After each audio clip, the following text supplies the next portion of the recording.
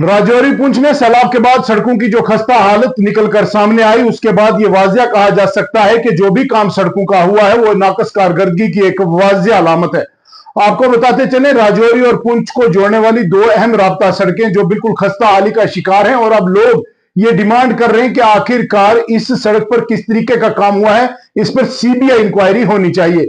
सबसे पहले राजौरी और थन्ना मंडी को राजौरी से पुंछ को जोड़ने वाली सड़क जो कि वाया डीकेजी, जिसको दनार का इलाका कहा जाता है, वहां की सड़क की हालत देखने के बाद यह कहा जा सकता है कि जनाब यहां पर काम नहीं बल्कि सिर्फ टाइम पास किया गया है। उसके बावजूद मैं आपको बताता चलूं, 16 से पतराड़ा मंजाकोट की सड़क जो कि वाहिद एक राब्ता सड़क है, अगर डीकेजी वाला रास्ता बंद हो जाता है तो यही एक राब्ता सड़क है जो राजौरी को, पुंछ और थन्ना मंडी के इस इलाके को जोड़ता है। उसके बाद मैं आपको बताता चलूं, वो सड़क अभी भी बंद है और बताया जाता है कि ये 32 किलोमीटर का जो एरिया है, इस पर कोई भी मशीनरी जो है वो नस्ब नहीं की गई है। हालात आपके सामने है, तमाम तस्वीरें जो है ये राजौरी पुंछ की उन दो अहम राब्ता सड़कों की हैं जिस पर लाखों लोग दिन को सफर करते हैं। आपको बताते चले, एक अहम प्रोजेक्ट जो कि राजौरी से पुंछ लोगों को दिया गया था, और राजौरी पुंछ की आवाम को 400 करोड़ रुपए का प्रोजेक्ट दिया गया और बताया गया था कि जनाब आपको एक शानदार सड़क दी जाएगी। लेकिन वो शानदार सड़क की पोल तब खुल गई जब राजौरी पुंछ में सैलाब तो हुआ, दरिया में पानी कम लेकिन सड़कों में बहुत ज्यादा पानी देखा गया। आप देखिए कि किस तरीके की प्रोटेक्शन वॉल्स है, किस तरीके की यह सड़क है जो बहने के बाद उसमें मिट्टी ही मिट्टी नजर आ रही है। कहीं पर भी वो वाजिया तौर पर यह कहा जा सकता है कि नाकस कारकर्दगी, नाकस मटेरियल यूज किया गया है। अब लोगों का यह मानना है, बहुत से लोग ये कहते हैं कि जनाब इस पर सीबीआई इंक्वायरी होनी चाहिए, पता लगवाना चाहिए कि आखिरकार इस कंपनी ने जो लोकल ठेकेदार या जो बाहर से सबलेट पे ठेकेदार लाके उनको काम दिया गया, क्या आखिर उसके पीछे वजह क्या थी?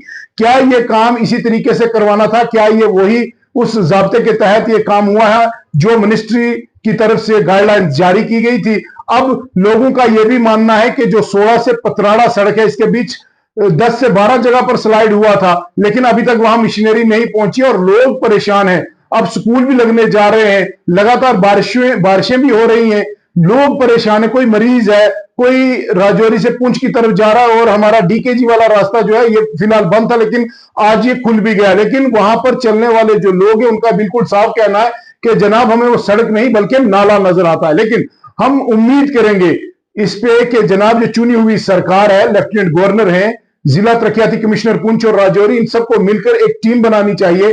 जो लोगों की ये डिमांड है कि जनाब इस सड़क पर इंक्वायरी बिठा दी जाए और देखा जाए कि आखिरकार लोगों का क्या कसूर है, लोगों के साथ इतना बड़ा धोखा और फ्रॉड क्यों किया गया, राजौरी पुंछ के साथ हमेशा से सौतेली मां जैसा सलूक क्यों होता है। अगर सेंटर ने 400 करोड़ रुपए की एक बड़ी रकम दी थी ताकि लोगों को सहूलत फराहम की जाए, लेकिन यहां पर यह पैसा किन किन लोगों ने आपस में बंदर बांट करके खा लिया है, इस पे भी कोई कार्रवाई होनी चाहिए। अब लोग ये चाहते हैं कि जनाब ये अवाम का पैसा था, अवाम तक नहीं पहुंचा, सिर्फ नाम के लिए सड़क बनाई गई, लेकिन जब ये बारिश हुई है तो इसने तमाम पोल खोल के रख दी कि आखिरकार इस सड़क में किस तरीके का मटेरियल लगाया गया था। हम भी उम्मीद करेंगे कि बहुत जल्द जो है इन सड़कों को ठीक बनाया जाए, इनकी मरम्मत की जाए और उसके पीछे के तमाम वजूहात भी तलाश किए जाएं जो इस सड़क को खस्ता हाली की तरफ धकेल रहे हैं।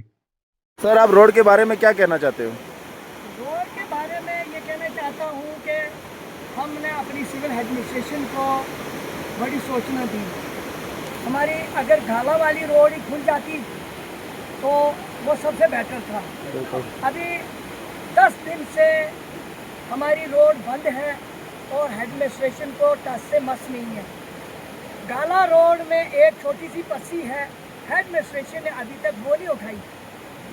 मैं एडमिनिस्ट्रेशन से रिक्वेस्ट करता हूँ कि अगर आप नहीं उठा सकते तो हम इंडियन आर्मी से रिक्वेस्ट करेंगे कि वो अपना बुलडोजर लगा के हमारी रोड को क्लियर करें। और ये जो हालत है आमने सामने ये आप देख सकते हैं, तस्वीरों में देख सकते हैं। ये देखो पीछे कितनी गाड़ियाँ। हालत है, ये मैंने जम्मू से माल लाया है, मैं इसको क्या जाके बेचूंगा, मैं कैसे ढोऊंगा, मैं कैसे लेके जाऊंगा। ये बड़ी मजबूरी है। मैं एडमिनिस्ट्रेशन से यही रिक्वेस्ट करना चाहता हूँ कि इमीडिएटली आप आर्मी की मदद लें, इंडियन आर्मी की मदद लें, उसके सिवा हमारा कोई चारा नहीं है। खुदा हाफिज़।